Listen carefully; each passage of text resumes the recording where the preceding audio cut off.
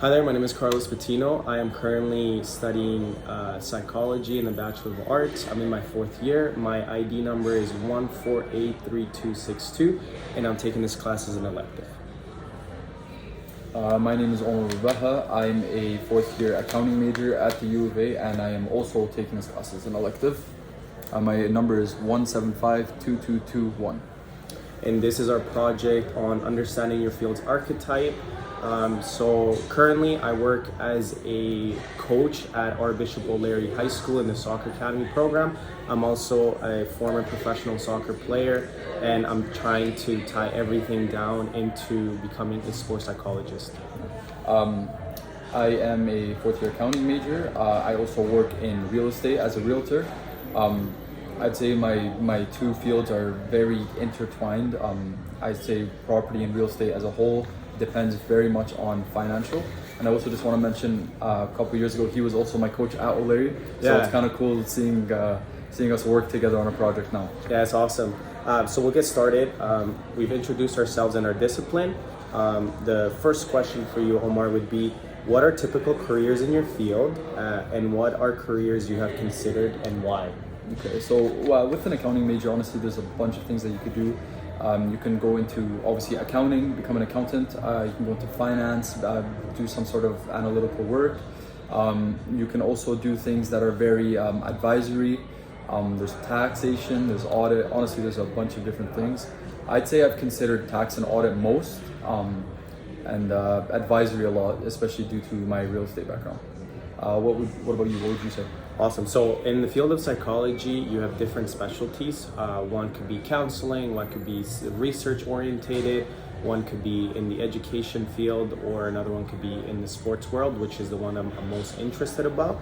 So I plan on being probably a professional coach or dealing with high performing athletes. And then the third or second question for us would be, what are other fields of study that your field of study interacts with? Explain a specific situation in which this occurs. I'd say, honestly, accounting is a very, very broad field. There's so much to do in accounting that I feel like everything will overlap with something else. For example, audit relies very heavily on the psychology of the management of companies. Taxation, you got to think about the person, what's the lifestyle that the person is living. That's another thing with psychology, because you need to know how to be able to write expenses off and everything like that. Honestly, I'd say there's a lot. I just gave two specific situations. Even more would be things like, for example, for financial analytics, that field very heavily ties with psychology, again, because of market trends and everything like that, company trends, management. Honestly, there's a lot of things that tie in with psychology specifically, but obviously there's everything else as well. For sure. What about you? And then for me, other fields that interact with psychology would be teachers, helping out students. A psychologist might have to step in and find out what the student what kind of issues they're dealing with, whether that's actual educational and learning disabilities, or are they is something going on at home that is affecting the learning. And others would be, like I mentioned, research. Perhaps there are scientists that are looking for something within the science field, but they need an assessment from a psychologist.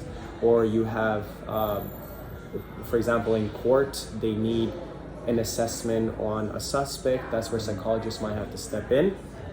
And then I guess those are some specific situations in which psychology is tied to different areas. And as you mentioned, psychology is also tied into the financial world. 100%.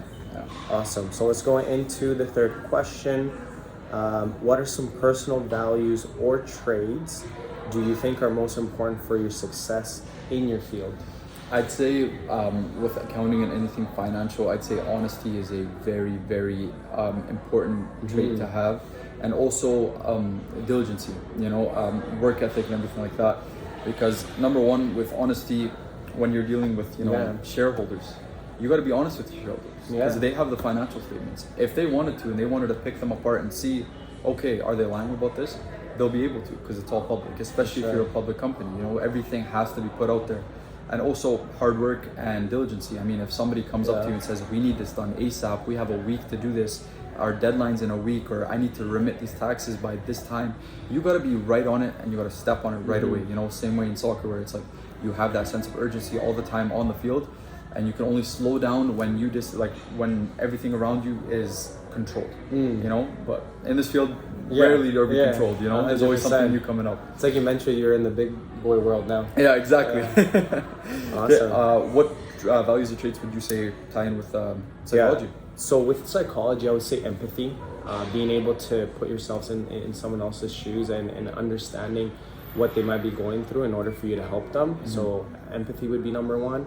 And then number two, I would say organization. So when you're dealing with your clients, perhaps you just had a session with a client or a patient, and you have to make sure you're organized with your notes and understanding what is that person going through that within that week.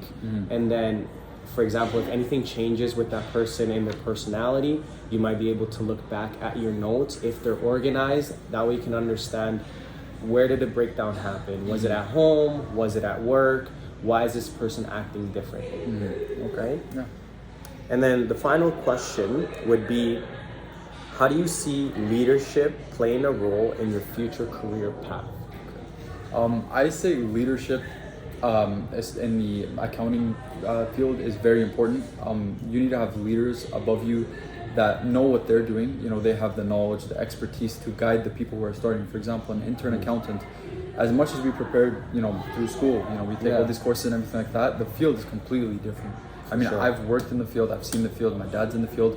What we learn and everything that I do, yes, it relates, but you're in a different ballgame. With everything that you're dealing with, you need someone above you, you know, kind of guiding you and telling you exactly, this is how you get better and this is the steps that you take to go forward. For sure. I would say for psychology, the way leadership playing a role within mine would be having the communicational skills to make sure you understand and communicate with each person of your team.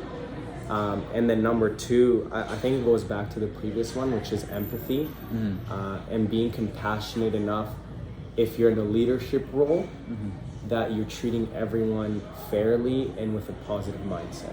For sure. Yeah. And with that ends our questionnaire. Awesome.